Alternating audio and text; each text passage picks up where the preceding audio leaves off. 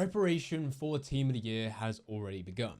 That's what we mentioned within a previous video. Today, I'm telling you exactly what you should be doing if you are someone who does actually want to prepare. This is everything that you need to do if you are getting ready for Team of the Year. But before we do get into the video, if you really want to get ahead, then there is no better time to buy coins from U4GM. There is a link in the description down below, and if you use code Fanatic, you'll also be able to get yourself a 5% discount. Thank you U4GM for sponsoring today's video. Now, let's get back into it. The reason that we know exactly what to do for Team of the Year is because it's not a new thing. We've been through this many times before, and EA never really changes up the calendar. They'll certainly add more to it as time goes on, which just gives more reason for you to get involved a lot sooner. Hence why last week I shared a video telling you that people have already started, and it does get sooner and sooner every single year. And it starts with the very first step, selling your team. The idea is that you can sell your team now to claim as many coins as possible. And throughout December, player prices will continue to go down, and as we approach within January and then eventually Team of the Year towards the end of January, players will continue to go down in value. By the time Team of the Year does finally release, because there are so many people opening packs during this time, you see a massive dip in pretty much every player. Of course, during this time, Team of the Year players and also honorable mentions get released, in which they do fluctuate in price, but everyone else will go down. That is just where attention goes from whoever is the best at that current moment to all Team of the Year players who will be the best all the way up until Team of the Season. And after the Team of the Year promo, that is when people start to buy back the players they initially sold on, because they're going to be a fraction of the price that they were originally, meaning that they're able to make a difference. In a lot of cases, you'll be able to upgrade your team quite considerably, but being able to buy much better players for the exact same price in which you sold your original players. So with this, it is worth going through your club and selling anyone who is tradable, who does still have some value, with the exception of a few selected type of players. This is going to be any special card which is valued towards that lower end. 10, 20, even 30,000 coins, dependent on their overall rating.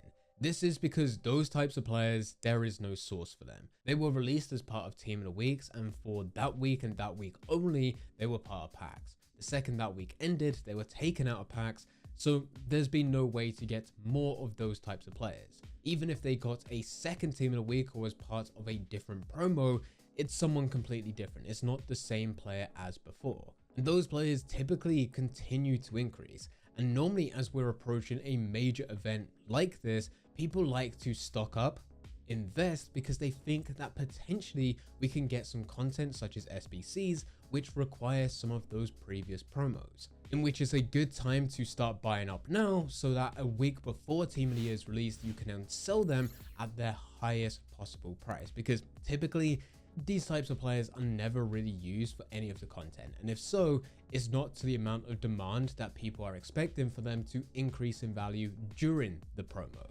That's why it's good to buy when no one else is interested, and then sell when everyone else is trying to buy. The biggest thing that you can do though is start stacking packs. People do this because they don't really like the promos available that we have throughout December and the beginning of January. They would much rather have a Team of the Year, because these end up being the highest rated players within game, and depending who you get, which is typically defenders, midfielders and attackers, not a goalkeeper, they will probably be valued 800,000 coins plus. With your midfielders and attackers, it's likely 1.5 million plus, going even higher than that. 6, 7 million dependent on the player, such as Mbappe, for example.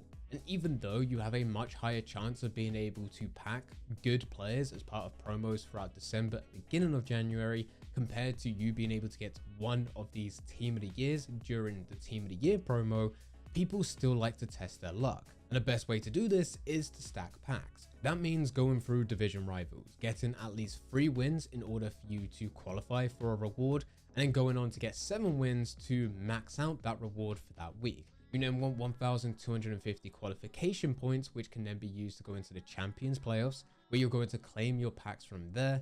And then you're also aiming to get into the Champions finals, where you'll also be able to claim your packs there. From that, you'll go into squad battles to get as high of a rank as possible. You'll use your coins, draft tokens, or even FC points to go through draft, whether that be single player or online, depending how confident of a player you are. You'll also go through moments to try and build up as many stars as possible, so that by the time Team of the Year does roll around, you can spend those stars on packs. And with everything that we've just mentioned, it all ties into objectives, where you may also want to go through some challenges which require you to play through friendlies. Objectives ends up being the best way to grind packs, purely because of your seasonal progress and the content that EA releases. As long as you know what challenges are available, it's easy to stack these up so that you're getting packs from objectives itself and also competing within the game modes we just mentioned. But with everything that we've just mentioned, you're not going to open them. You're going to send them to your club and you're just going to let them stay there. Stay there for the next month until Team of the Year has finally released. With this, there does appear to be some limitations. For example, the store will typically say 99 packs, and if you continuously keep on sending packs across, it will still say 99. But packs are still saved in the background, so this can actually turn out to be hundreds or even thousands depending how many you save. It's just visually it maxes out at 99. You also can't go through every single pack within the store. I believe it only shows the first 30. So once you get to 30, if you were to get a Team of the Week pack from SBCs or any type of content that EA releases, you won't be able to open that if you've got way more than 30 packs, because you won't be able to go and see it. It's also pointless saving that Team of the Week pack for Team of the Year because it doesn't upgrade. You'll still get Team of the Week players during that period. You can, however, see all of your packs if you head over to the web app. There you'll be able to go and find the store and you'll be able to scroll through. So you can open packs over there if you wish to do so. And with this, it's a lot easier to get this going than for you to continuously keep this going for the next month and a half. What I mean by this is right now, what you may find is that you have a lot of players as part of your club because there's a source for them. Every single game mode that you go through will reward you with packs in some way. With those packs, you get players. Whether or not they're good or bad, it doesn't really matter because you can then cycle those players through SBCs. But the second that you start stacking these packs and not opening them, eventually you get to a point where there are no new players coming in, because the second that you do get players come in, you have thrown them over to SBCs. And because you're not opening those packs that you get from SBCs, you're saving them, nothing really happens. You can't recycle anything at this point. And there are only a couple options with this once you get to that position. You can not worry about SBCs and just avoid them completely, because what you're doing is now getting packs just from the game modes. It's very slow and a tedious way for you to build up the amount of packs that you save. Another option is that you start to put more emphasis on trading. Even if it's a very simple trading method such as bulk bidding or sniping, that way you're able to get coins coming in, and with some of the profits that you're able to make, you will then buy players for trading, but you'll also buy players for SBCs. That way you're able to build up your coin balance, continuously keep on trading, still complete SBCs, and still be able to stack packs from them. This is my preference. If you're someone that enjoys spending money on the game, then you could always buy FC points and just continuously keep on going through draft. With draft, even if you go out in the very first round, your reward is equivalent to what it cost in order for you to enter.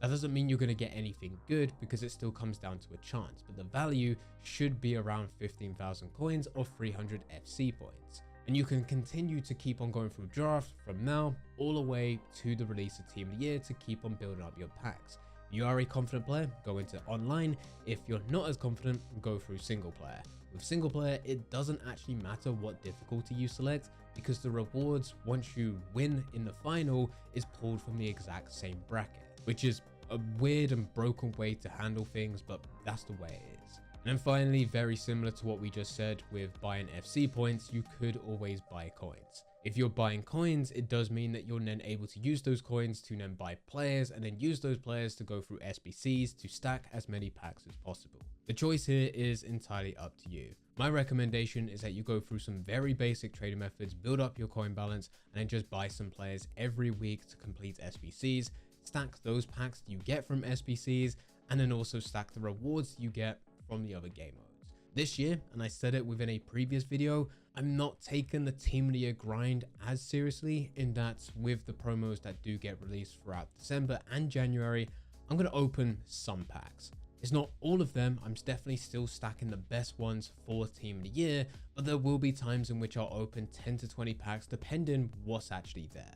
And my personal goal is to have 200 to 300 packs saved for Team of the Year. I know it's not a crazy amount, there's other creators who are able to get thousands, but I just don't have as much time to go and play Ultimate Team as what I used to. I wish I did, but I don't. But as a rule of thumb, whatever you do manage to go and collect and save for Team of the Year, you can pretty much double it, because once you do finally open those packs, the chance of you getting a Team of the Year is not going to be high. You're not going to get them in every single pack that you open, but you will get loads of other players. And those players can then immediately be recycled back into SBCs, where you can get additional packs, and then this loop continuously keeps on going throughout the whole week to 2 week period. But this is everything that you need to do in order for you to prepare for Team of the Year.